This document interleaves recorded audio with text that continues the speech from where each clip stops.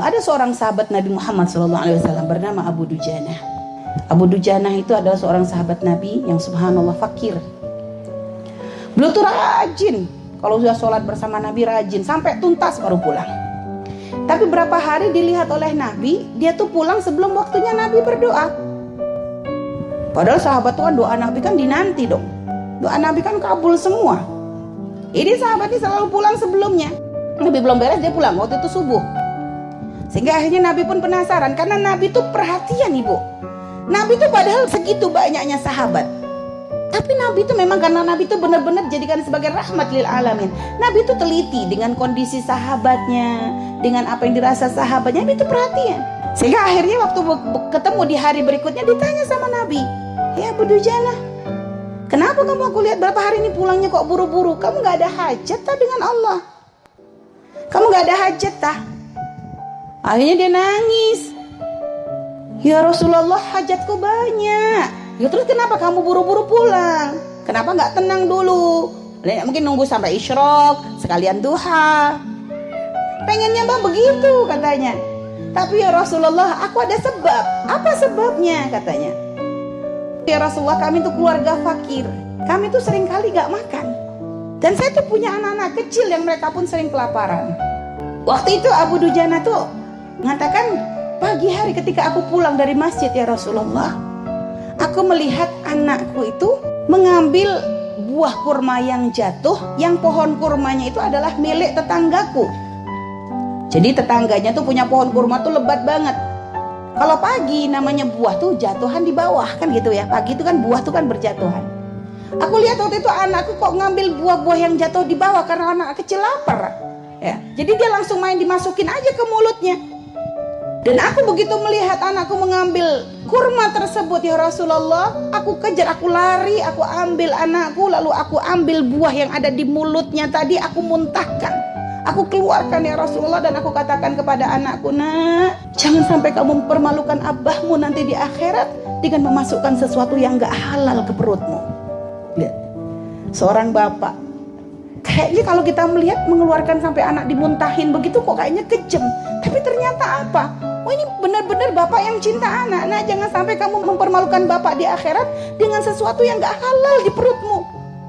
Nabi bu dengar kisah dari Abu Dujanah gitu, nangis Nabi Muhammad SAW. Nabi merasakan sakitnya, sedihnya. Seorang bapak ngelihat anaknya kelaparan, dia gak bisa berbuat apa-apa. Sudah begitu anaknya kok ngambil sesuatu yang haram, terpaksa harus dimuntahkan. Padahal mungkin efeknya anak akan menangis, anak lapar. Setelah itu ya Rasulullah, aku ambil itu buah yang jatuh semuanya, aku berikan semuanya kepada tetanggaku. Dan aku minta maaf atas apa yang sudah sempat dimakan oleh anakku. Sehingga akhirnya aku tidak ingin kisah itu terulang ya Rasulullah. Makanya setiap pagi aku pulang dulu. Kenapa? Aku gak pengen anakku keburu bangun. Jadi sebelum dia bangun setiap pagi tuh aku pilihin tuh buah-buahnya tetanggaku, aku berikan kepada tetanggaku supaya nanti gak dilihat oleh anakku. Karena ibarat kalau sudah melihat tapi nggak bisa makan tuh lebih ngenes. Karuan nggak ngelihat kan begitu bu? Karuan nggak ngelihat. Jadi ngelihat tapi nggak bisa dapat tuh ngenes. Makanya begitu bela-belain pulang dulu menjaga anak jangan sampai memasukkan sesuatu yang haram. Ya Allah, itu para sahabat Nabi kita Nabi Muhammad SAW. Sekarang berapa banyak orang tua yang katanya cinta dengan anak. Anak diberikan kemewahan, kasih HP, kasih motor, kasih makanan, tiap hari online makanan, GoFood, Gojek, semuanya dilakoni. Tapi kadang gak dilihat ini halal atau haram, halal haram terus. Yang penting anakku sehat, yang penting anakku senang, yang penting anakku bahagia. Berapa banyak orang tua kayak begitu. Tapi sahabat Nabi kita belajar dari situ. Akhirnya Nabi subhanallah, di kisah itu akhirnya Nabi coba nawar kepada tetangganya Abu Dujanah. Didatangi tetangganya Abu Dujanah yang ternyata adalah seorang munafik. "Pak, aku beli pohon kurmamu ini," kata Nabi, "dan aku bayar dengan 10 pohon kurma di surga." Dibalas dengan 10 pohon kurma di surga. Tapi dasar kalau orang memang gak dapat hidayah, jawabnya apa?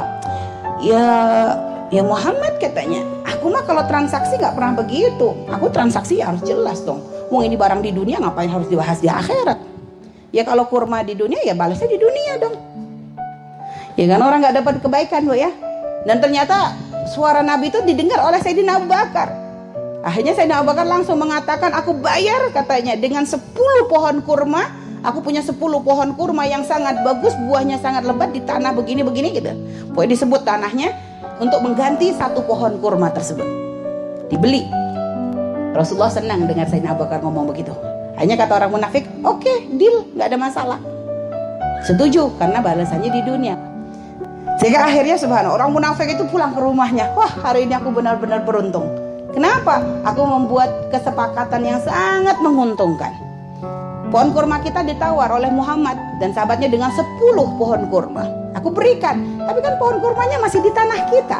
Nggak, nanti gampang aja, aku tiap pagi akan tak ambilin tuh buahnya tuh, biar nanti dia nggak dapat apa-apa katanya yang membeli itu. Masih mau diberikan ke Abu Dujana oleh Nabi Muhammad. Keesokan harinya Abu Dujana bangun tuh kaget. Pohon kurma yang punya tetangganya itu ternyata sudah pindah ke halaman rumahnya. Jadi dipindah ya. Jadi itu termasuk mujizatnya Rasulullah SAW. Jadi memang punya tetangga niat jelek begitu akhirnya dirubah sama Allah. Lihat ini, lihat. Yang memang masalah mujizat Nabi mah kita gak usah kaget. Tapi pelajaran yang paling penting yang bisa kita ambil dari kisah ini bagaimana agar benar-benar kita tuh menjaga dari sesuatu yang haram. Karena keharuman itu tidak akan membawa kebaikan, akan membawa mudarat.